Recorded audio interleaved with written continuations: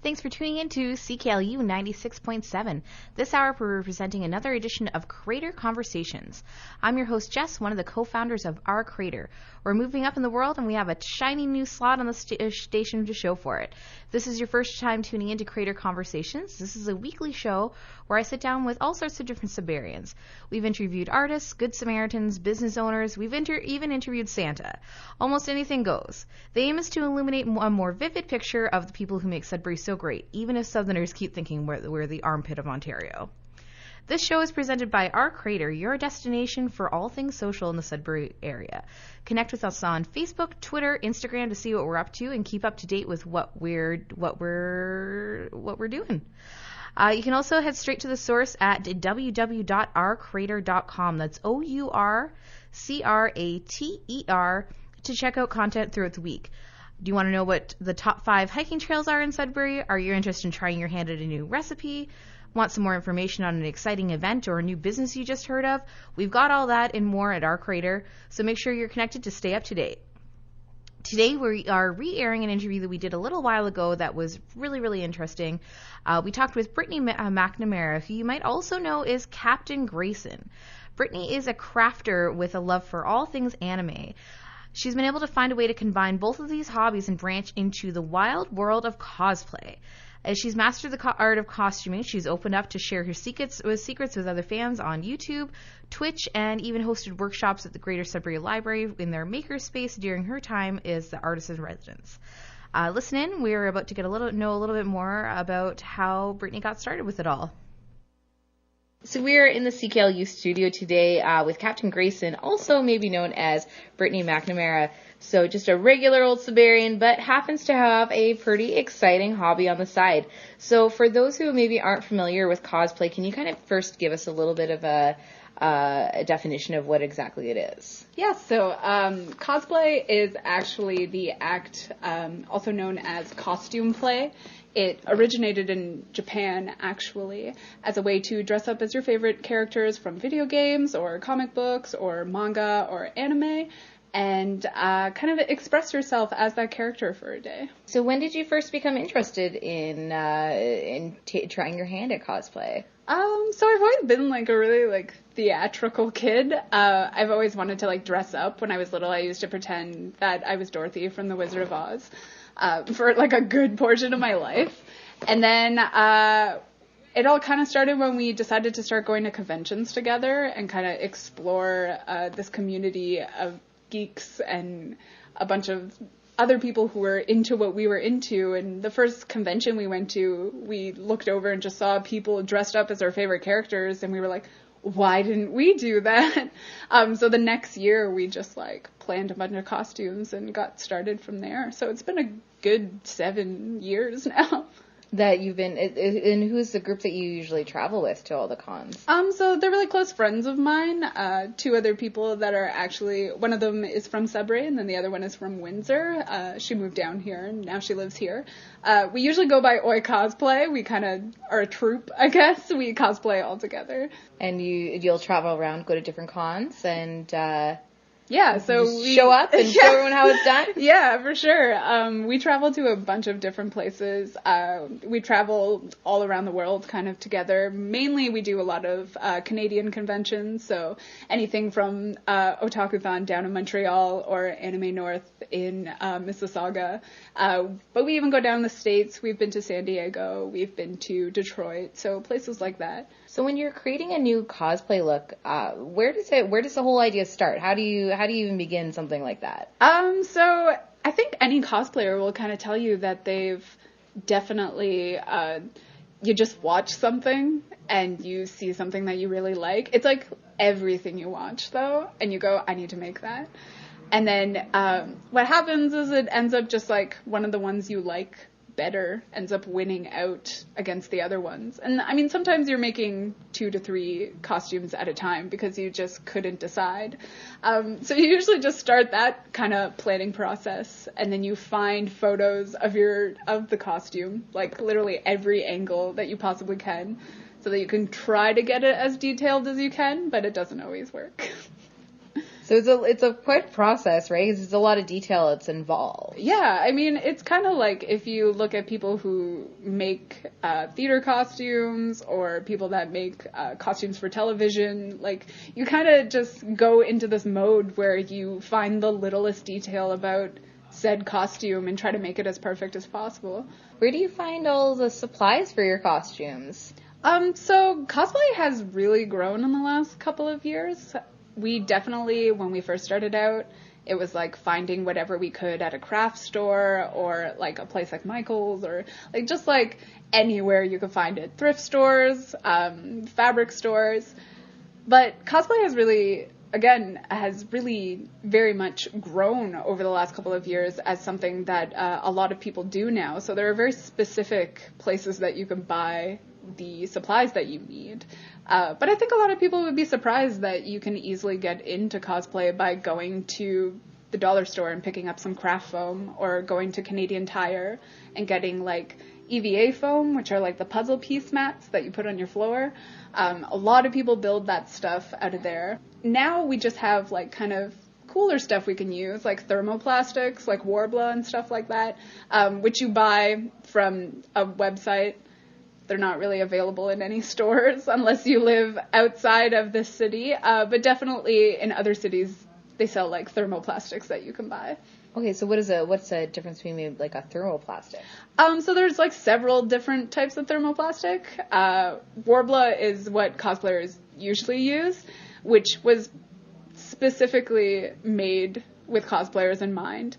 So it's a substance that's like wood particles and plastic particles put together that you heat up and melt, and then you can shape them how you want them to be shaped. Okay. And then they harden, and then this way you can have like an armor piece or start building a prop with it. You can make exactly what you need to make. Yeah, you exactly. You can mold it to what you need to be.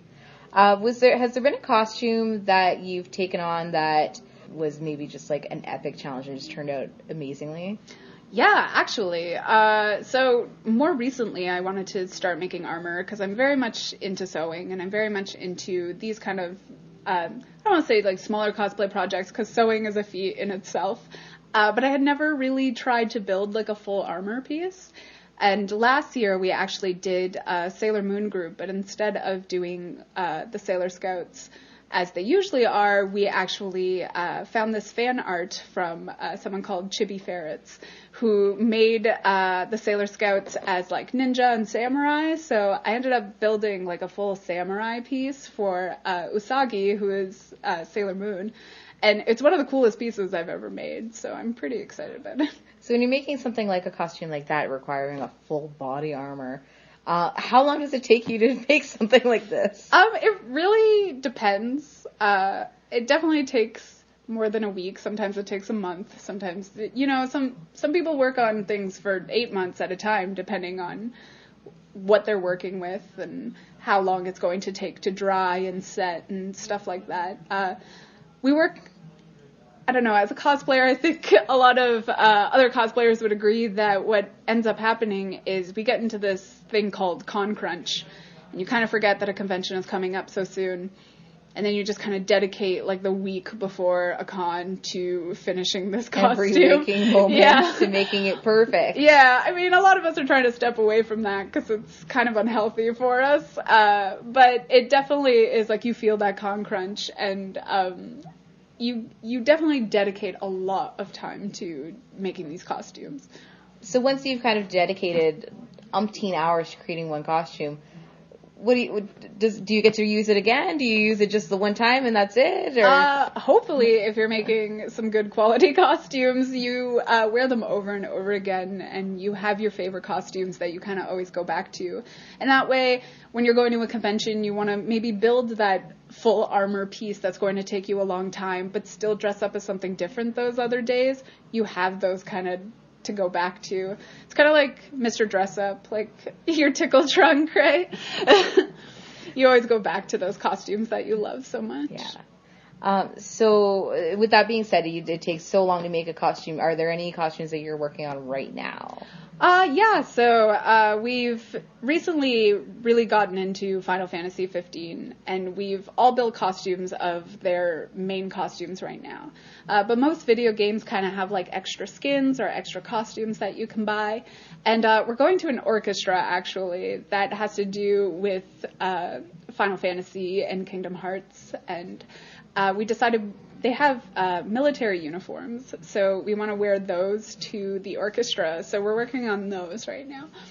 Wow. Yeah. So you post on YouTube and all sorts of tutorials about how to cosplay and how-tos and you also stream on Twitch while you're making your videos. So can you kind of explain a little bit about how those kind of helped you engage with the community a little bit more? Yeah. Cosplay is it's so widely spread all over the world. I mean, like, it started in Japan, and like I feel like there's not one country that doesn't do it now, and it's so easy to kind of like get in touch with other people from across the world and like really share your love and passion of this community. And so with YouTube, I also have always really been into film, and I've really been into editing and photography. So all of that kind of encompasses what being a cosplayer is about. Like, you like taking photos of the work that you've done, and it's cool to edit and show your story about your journey through cosplay. And so it really gave me that creative muscle, that creative outlet to edit video that I otherwise wouldn't get to do. So I try to make it a little more aesthetically pleasing to the eye. I try to engage my audience a little bit more that way. And it adds that extra element that you're not just dressing up as a character, you're telling a little bit of a story about the character and why you wanted to emulate them. Yeah, and with any of the kind of like how-tos, I feel like I have less kind of tutorials that have to do with costuming and more about being in the community. I have a lot of I try to spread positivity within the community, because sometimes, it's a hard place. It's a place where looks kind of come into play all the time, and a lot of people sometimes feel down in the community, but like there's no wrong or right way to be a cosplayer. So I really like to talk to others about that and how it's important to cosplay for yourself, and cosplay, is a way for you to be confident in your body and find things that you might have not known you like about yourself, that you were afraid to do, or, play a different type of character that isn't like you. I'm a really like loud, obnoxious person, and it's nice to kind of have that change and be someone who's kind of like shy and like sweet and doesn't talk a lot, or it kind of lets me find these new spaces within myself and like find these new personality traits that I might not have known I had. So it's always nice to kind of share that with other people. Try on another set of skin. Exactly. And then with Twitch, I was really inspired by one of my really good friends who also streams on Twitch, because I knew that Twitch was an outlet for gamers to kind of share with everyone their journey stream through their gameplay, and that type of thing, and like share with everyone what they were doing and like review games. But I had no idea that there was a creative aspect to Twitch at all.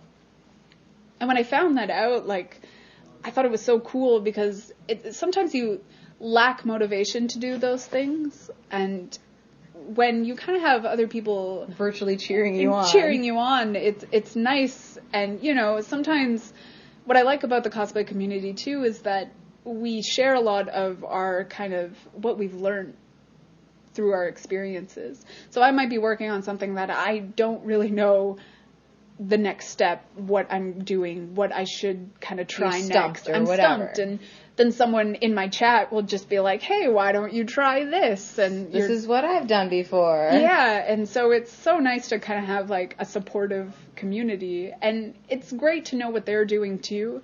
And I've made so many friends through Twitch. It's just become like such a cool kind of little family that we have going on. Because really, they're my friends now, and I would have never met these people otherwise. No. So if you're somebody that is maybe interested in trying out cosplay, but you haven't really quite made the plunge yet, what are a few things that a beginner should know before they get started? My biggest advice to anyone that wants to get into cosplay, first and foremost, is just do it. because a lot of people are afraid to do it. And I get that, especially when you start to become an adult. It's as much as there's kid cosplayers, it's very much an adult hobby. It's an expensive hobby. It's not something that like a 9-year-old can sustain without like their parents' income. So it becomes kind of more of an adult hobby. And when you become an adult, you kind of fear what other people think of you. But I think people don't realize that once you just like kind of step into that costume, you step into being that character, you find like a whole new confidence in yourself, and you really just like don't care anymore. You're maybe somebody that isn't necessarily interested in cosplay, but obviously there's a lot of great costuming skills that you can pick up from the cosplay community. What are maybe a few tips if you want to make like the best Halloween costume? What would be maybe some tips to really level up your costume skills? I definitely think be resourceful. I think a lot of people are afraid of things that aren't pre-made, but it's so easy to just like go to the dollar store and pick up craft foam and literally be able to make anything you possibly want with it. And then you have like a far superior Captain America helmet. What's amazing now too is that the internet is just like, here's a tutorial on how to make this, and it like, you're done. Like, yeah. So like you have all these amazing resources, and you have all of these like really cheap alternatives to making these things that I don't think you have to worry about spending a lot of money to make an amazing costume. So yeah, be resourceful. Don't be afraid to make something, kind of dive in. And don't be afraid to make a mistake either, you know? Yeah. Your first couple tries at making a really good costume might be an absolute disaster. Yeah, that's the thing. But you gotta have a few disasters to figure it out. For cosplayers, it's all trial and error. Do you remember having maybe like a first costume when you first got into cosplay that was just like, what was I thinking? I think in the beginning I was really afraid to maybe be perceived differently because for the most part what I do is called crossplay, but I used to not do that. I thought I had to make girl versions of the characters that I was cosplaying because I identify as female, so I thought it was important that that's what I did, and that you entirely reinterpret the character. That I reinterpret the character and make sure people know that I am a girl. But now I definitely have stepped away from that, and I just cosplay the character, and it doesn't matter what gender they are. And there's this great ability to be able to step into the shoes of someone else and have people believe that you are someone else and of a different gender in terms of cosplay. And so I look back now and I go, why would I ever just want to do a girl version of this? Yeah, I feel like I'm kind of limiting myself, aren't I? Exactly. Well, we're going to head into a little bit of music, but then we'll be back very shortly, and we are going to talk to Brittany a little bit more, or Captain Grayson, a little bit more. Always remember, you can check her out if you look up Captain, that's Captain with an X, no A, X. You can check her out on Facebook, and then you can also be able to find her links to her YouTube page and Twitch as well, so you can always follow and see what she's up to. Welcome back. You're listening to Creator Conversations on CKLU 96.7. We just heard from Brittany MacNamara, who has been telling us this hour all about her adventures in cosplay as Captain Grayson. So we'll be hearing more from her soon. But first, some music. So for this section of our music, we are going to be featuring some of the artists that you can catch this summer. Northern Lights Festival Boreal just announced its first round of performers for the 2018 festival. And if this last year's fest was any indication, you don't want to miss this weekend. So appearing as the Friday night headliner is Lisa LeBlanc. She's been nominated for 2 Junos and has won an Indie Award for Best Singer-Songwriter. She describes her style as folk trash. Sounds like she's sassy, so I'm on board. Next up we have coming for the fest is Jane's Party. You might have caught them last month when they performed at the Townhouse. They were performing with the Almighty Rhombus for their album release show, but they've also been touring with all sorts of different acts like the Arkells, Sam Roberts Band, Lights, Blue Rodeo, and even Stars. Mama's Broke is another act that's appearing in the festival for 2018. They released their very first album in 2017 called Count the Wicked. And as well, they were also honored to receive a Canadian Folk Music Award for Ensemble of the Year. So we are going to go into some music from these performers. So first up, we have Dump the Guy ASAP by Lisa LeBlanc. That one made me giggle a little bit because anyone who knows me, whenever I am asked for relationship advice, dump the guy is usually what I say. After that, we have Siggy Buzz by Jane's Party, What Can May Come by Mama's Broke. We'll be back in a moment. Hey, thanks for tuning in to Creator Conversations. I bet you're expecting some music right now. Turns out the copyright laws even apply to us. Look below for the link to our Spotify playlist and any other links for the music we might have played this week. Stick around. In just a second, we will be back with the second half of our interview for this week. And that was the end of our first segment of music. So that was a few of the headliners that you can, or performers actually, you can expect to see at Northern Lights Festival Boreal this summer. So we had first off Dump the Guy ASAP by Lisa LeBlanc. She'll be headlining July 6th of the festival. So that is the Friday night. We also had Siggy Buzz by Jane's Party and What Can May Come by Mama's Broke. So that you can catch the festival coming up this summer from July 6th to the 8th. Just so you know, in case you didn't know this little piece of information, Northern Lights Festival Boreal is actually Canada's longest consecutively running outdoor music festival.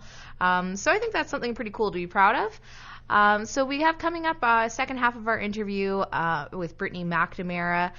You might also know her as Captain Grace, and she's been giving us a bit of information about her life as a cosplayer. So we're going to go into our second round of interview here with Brittany. We're going to get some of her responses to the Creator Conversations questions that we always ask, and we'll also get some of her recommendations for her hot jams of the moment. We are back again at the CKLU headquarters with Captain Grayson, who you also might know as Brittany MacNamara. So Brittany, more recently you were the maker-in-residence at the Greater Sudbury Public Library in their makerspace. So can you tell us a little bit more about the program and some of the workshops that you hosted while you were there? Yeah, so the library actually has this really cool maker-residency program to promote their makerspace that I still feel like a lot of people in the city don't know exists, and it's so amazing. It's just like this free place that you can go to create anything you want, and they have a bunch of resources for you to use for free. And they have like great stuff. They have 3D printers, and they have vinyl cutters, and they have like a vinyl press now. They have sewing machines. So in order to promote their makerspace, they hired a bunch of creative type people to come into the space and utilize the space and create workshops so people would come into the space and work there. So I was fortunate enough, and they asked me to share my kind of cosplay experience with everyone there, which I love because we used to actually stream out of the makerspace. When we first started, there's a bunch of cosplayers in the city, and we all got together and we started streaming on Twitch. And we did it at the makerspace. And it was nice to kind of come back and be able to teach other people about this hobby that I love and am really passionate about. So we had built kind of a program up. It started out with an introduction to cosplay, and then we slowly kind of eased into it. So what we did is we taught people how to pattern, and then from patterning we got into building the costume, and then I kind of taught them little segments about specific parts of cosplay, because it's so large and it's really hard to teach them about everything in cosplay. So we did like a prop building, and then we did armor building, and we did wig styling. So there was definitely like a bunch of different things. And then we also got into what I do with photography and what I do with vlogging, because it was something they had never done within the makerspace. And they have like this really cool room that's like soundproof that you can use, and they also have a green screen that you can use. So there's a bunch of really cool stuff there. It's like Sudbury's best kept secret of the makerspace. Like people really do not realize how many resources there are at the Sudbury Public Library. It's amazing. You don't need to try hard to have fun. It's true. You've got a library card. What's the rhyme? Having fun isn't hard when you have a library card. There we go. There we go. But it's true. Honestly, like the Makerspace it's such a cool place. So going from doing all this crafting at home versus hosting a workshop and teaching a bunch of people, like kind of how was it to facilitate that amongst a group? It's a little bit intimidating, definitely, because you're so used to being set in your ways, and you think to yourself that, like, maybe I'm not skilled enough to teach these people about what I do. I just figured this out on my own. Yeah, maybe I'm not qualified. But it was definitely super fun. I feel like it sparked... the response was obviously really great, right? The response was awesome, and I feel like if I was able to spark kind of a passion or an interest in someone else about the hobby, then I did my job. Mm-hmm. And I think that I definitely did. There was definitely people that came back and were interested. There was people that I had no idea. Like, I didn't know how large the cosplay community in Sudbury was until I actually had these workshops and people were interested in them. So it's really nice to kind of meet other people and be able to share with them the knowledge that you have learned. And I know I do that on the internet, but it's so different to do it and meet the people on a daily basis, kind of. Yeah. So speaking of other cosplayers in the community, do you want to is there anyone you want to give a shout out to if you're a fan who you should check and take a look at? I definitely think so. I obviously have to shout out my best friend who goes by Yucatan on pretty much everything, who I think is amazing. And of course, I love doing this hobby with them, and you can find their stuff really attached to any of my stuff. But on top of that, there's a bunch of really cool cosplayers who have also been guests at Graphicon, like Void Shift, and Mahiro is someone that I think is really talented. And so there's all these really cool people in our city that build these amazing things, and so check them out. So speaking of Graphicon, so you've appeared there the last couple of years as a cosplay rep. So how is that kind of the experience of kind of showing up and being like, this is how you do it, right? And like, it must be a great experience to get to talk to so many people that are excited about what you're doing. It's a little bit surreal because I think in terms of my personality, I try to stay humble. I try to stay like I can always improve. I can always do better. So to have someone come to you and tell you, like, this is what I want to amount to, you just go like you can, and you will, like, I probably just have, like, a couple of years on you.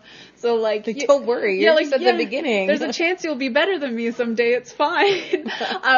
So it's kind of a surreal experience, but it's again, a really humbling experience to know that, you can inspire other people to do things like that and step out of their comfort zone, or even be able to have their parents understand them a little bit more, because I know we've had a lot of young kids whose parents have no idea what cosplay is.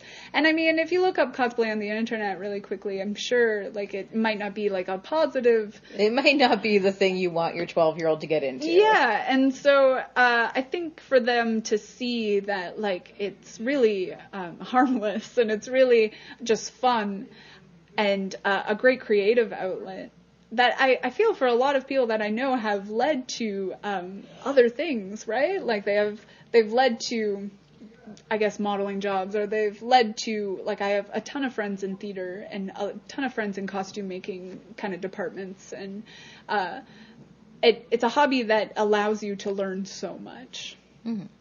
And to meet so many different people, right? And yeah. So you've mentioned before you've been to you usually attend several different cons. So what are a few of the different cons that you attend, and maybe what are some of the elements that you'd really love to see implemented into Graphicon that you think would be really great for a Sudbury audience? So for me, I definitely, one of the things that we like a lot, we tried out, I think, last year at Graphicon, was the Masquerade. I think it's a great way. It's a competition between cosplayers. There's different categories. So there's like a novice, a journeyman, and a master division, so that someone who is obviously more skilled than a new cosplayer coming in doesn't have to compete against this kind of this master person. And we did try it out at Graphicon. I think our biggest miss with Graphicon was that there was no music, and So there was kind of like an awkward atmosphere to it, but we were on the right path. And I know we didn't have it this year because of its kind of shortcomings the first year. So I feel we should definitely bring it back because for cosplayers, it's nice. And to have a smaller con to be able to enter other competitions at other conventions would be really cool. There's definitely place to add more panels as well, which we did last year, which I think was a really big hit. We had a lot of really cool panels last year. But panels aren't for everyone. I know that there's some people that really just walk con floors, and then there's other people that really enjoy panels. And for me, at certain conventions, I go to panels, and then other conventions, I never step foot. I think we're definitely headed in the right direction. We're doing a lot of really cool things. So you recently went on a big trip to Japan. I did. So you can tell us a bit about that. You traveled with a group of other cosplayers, right? Yeah, when we went down, we had joked about bringing costumes and about like getting really cool photo shoots, and we were like, no, we're not going to be those people. We totally regret it now though, because at any of the theme parks, like everyone was super dressed up, like to the nines, and we were like, we're the normal people. You're like, we look out of place. Yeah, I was like, we're normal. This is so weird. So anytime we decide to go back, we're definitely gonna just, they don't care. They don't care.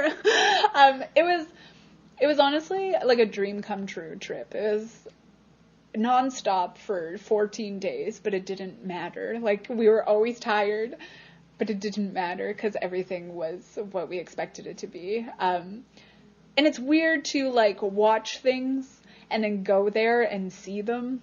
It's surreal, and we all watched this show called Durarara, and it's set in like a district of Tokyo called Ikebukuro, and it's weird because the show just captures the vibe of it so well, and like you don't really understand when you watch it, but then you go there, and you're like, this is exactly what they were trying to convey.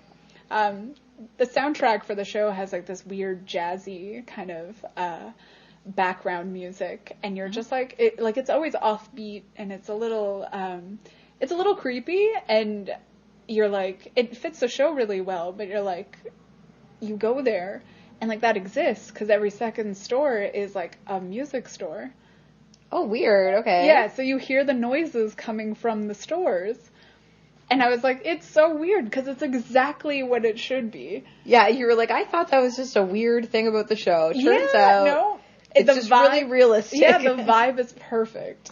That's so strange. It's so strange how like different kind of things give you such a clear impression of like a place. Yeah. Like an example, like when I was in high school, I traveled on a school trip to Italy and Greece. And I don't know what it was, but you know that song Gasolina? Okay. I don't know anything else about that song Gasolina. That song and Promiscuous Girl, those two songs We're just like, they couldn't escape those songs. Could not go like walk 10 feet without hearing one of those two songs. oh man. And so like whenever I hear those two songs, like I'm just like immediately I'm like, man, like that was like when I remember being in Italy. Yeah. It's weird how that like happened. And then like the same thing with you. Like, you're like what is this weird music? And you're like, this is like if for anyone that's ever been there, they would know. They would be like, exactly this is perfect. It's like such a time capsule kind of experience. Yeah. So we're going to move into our creator conversations questions. So, Brittany, I'm going to start you off with a stumper. Who do you think is your favorite Sudburyan? Is saying my best friend a cop-out? That's not a cop-out. That's fine. Because I definitely think they're a really talented person who I share in this hobby with. I also think they're just like a really good person. Mm-hmm. But for the sake of it, for someone who's done a lot for the community, I'm going to say Alessandro Constantini, which I feel like a lot of people know who he is. So I actually know Alessandro through theater and through friends, and I think what he's done for the theater community in Sudbury has been amazing. He's brought something that hasn't been here ever and that Sudbury didn't think it would be interested in. Well, yeah, and like the crazy thing is too, like every year they bring these new shows, and like, I mean, myself personally being somebody that like genuinely enjoys musical theater, Yeah. like genuinely will drive To Toronto somewhere. to go see somewhere, yeah. Well, I've never been able to do that, but like, well, generally, like, genuinely, like, I'm gonna go on a long drive and I'm listening to the soundtrack of the last 5 years, like, Yes, and I'm yes. gonna sing along to every single word.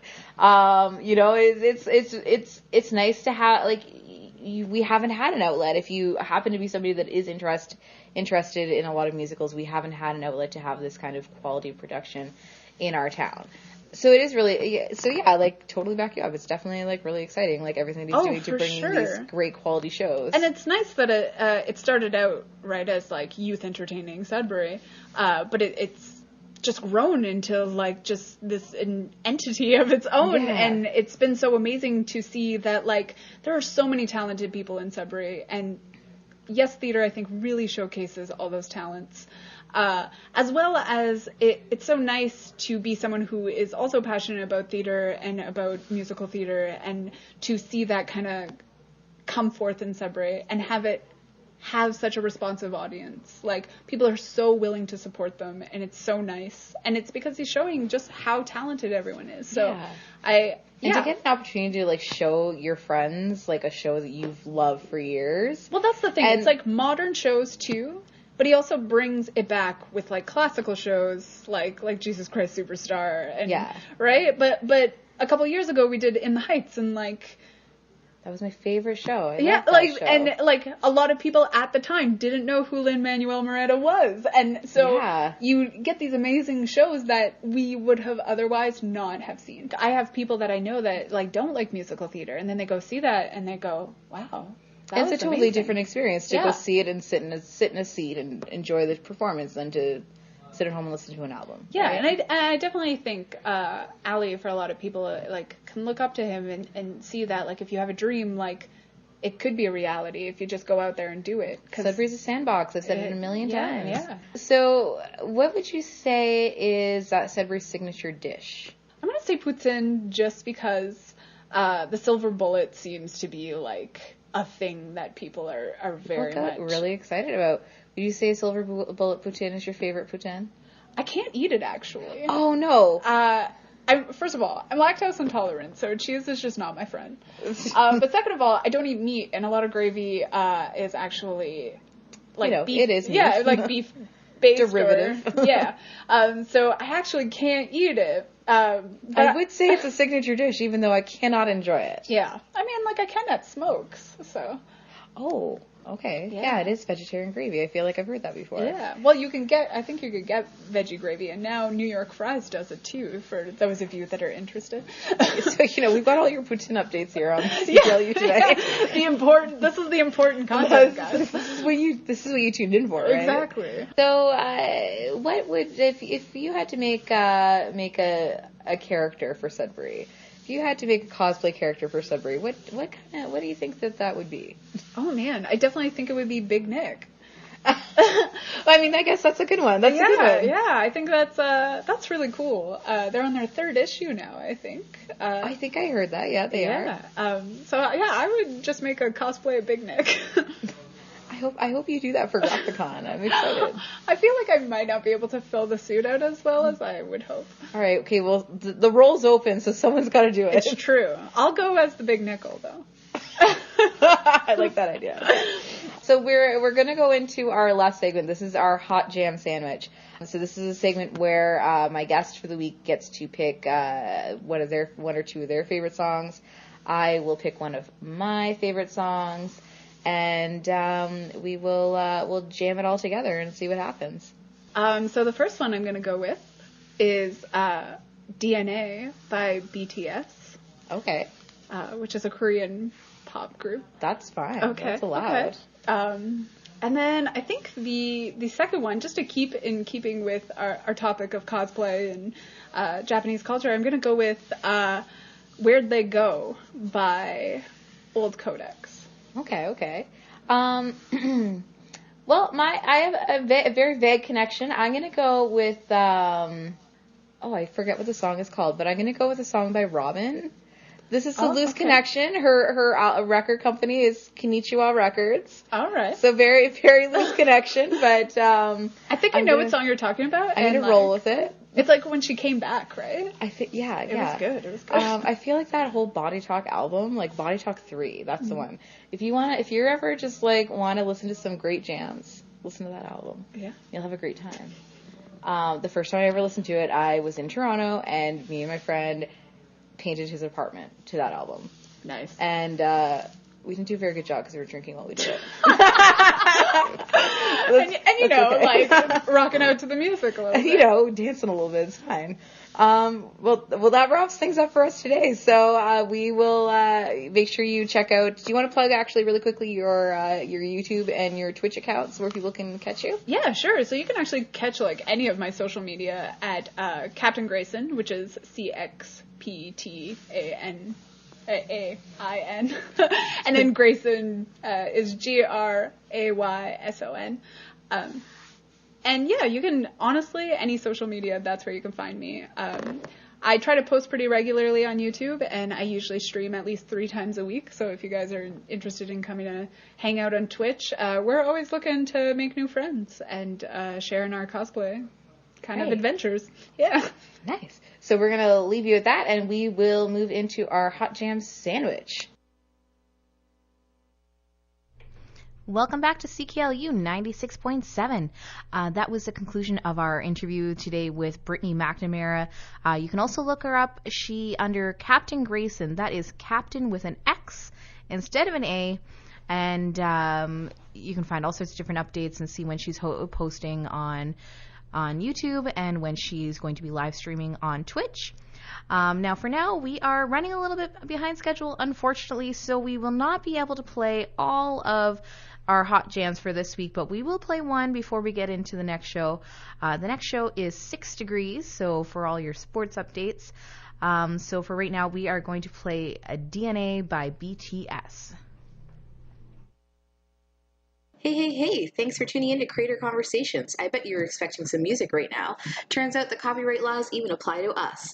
Look below for the link to our Spotify playlist and any other links for the music we might have played this week. Stick around. In just a second, we will be back with the second half of our interview for this week. All right, thanks for joining us on CKLU 96.7 for another edition of Creator Conversations. That was the first of Brittany MacNamara's picks for her hot jam, so that was DNA by BTS. You can also keep an eye on www.ourcreator.com. We'll be posting the link for the full interview if you missed part of it or if you want to re-listen to it, as well as a playlist for all the songs we would have played this episode, so you can hear the rest of Brittany's hot jams as well as my hot jam for the week. Coming up right next, we have 6 Degrees, so stay tuned on CKLU.